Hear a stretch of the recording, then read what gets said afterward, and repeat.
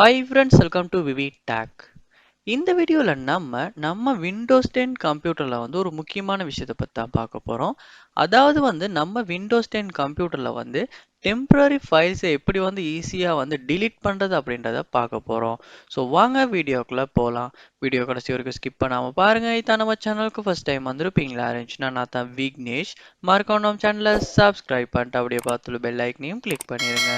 நீங்க உங்க கம்ப்யூட்டர்ல அதாவது விண்டோஸ் 10 கம்ப்யூட்டர்ல டெம்பரரி ஃபைல்ஸை delete பண்ண விரும்புவீங்களா இருந்துச்சுன்னா ஃபர்ஸ்ட் ஸ்டெப்பாக நீங்கள் என்ன செய்யுங்க அப்படின்னா உங்கள் கம்ப்யூட்டரில் சர்ச் பார் ஒன்று இருக்கும். அந்த சர்ச் பாரில் போயிட்டு ரன் அப்படின்றத நீங்கள் சர்ச் பண்ணுங்க. சர்ச் பண்ணிட்டு இதில் ரன் அப்படின்றத கிளிக் பண்ணி இந்த ரன் பாக்ஸை ஓப்பன் பண்ணிடுங்க.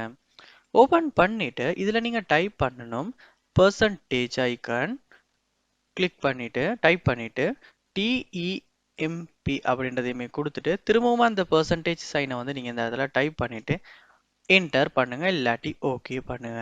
அப்படி பண்ணும்போது உங்க கம்ப்யூட்டர்ல சில ஃபோல்டர்ஸ் உங்களுக்கு இந்த இடத்துல ஓப்பன் ஆகும் காட்டும். ஸோ இதை நீங்க என்ன பண்ணுங்கன்னா கண்ட்ரோல் ஏவை கொடுத்து ஃபுல்லா செலக்ட் பண்ணிட்டு கண்ட்ரோல் டியை கொடுத்து நீங்க இந்த இடத்துல delete பண்ணிருங்க. ஸோ delete பண்ணதுக்கு அப்புறம் சில ஃபோல்டர்ஸ் delete ஆகாது. ஸோ அதை அப்படியே நீங்க விட்டுட்டு இந்த இடத்துல ஸ்கிப் பண்ணிருங்க, இல்லாட்டி இந்த இடத்துல கேன்சல் பண்ணிருங்க. பண்ணதுக்கு அப்புறமா நிறைய ஃபோல்டர்ஸ் delete ஆயிருக்கும்.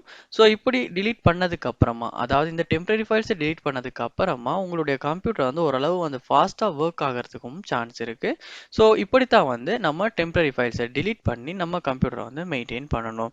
ஸோ இந்த வீடியோ உங்களுக்கு ரொம்ப யூஸ்ஃபுல்லா இருந்துச்சா அப்படின்றத கண்டிப்பா கமெண்ட் பண்ணுங்க. அதை பார்த்து நான் தெரிஞ்சுக்கிறேன். இது போல் நிறைய வீடியோ பார்க்கணும்னா கண்டிப்பா நம்ம சேனலை சப்ஸ்கிரைப் பண்ணுங்க, அப்படியே பார்த்துள்ள பெல் ஐக்கனையும் கிளிக் பண்ணிருங்க. தேங்க்யூ.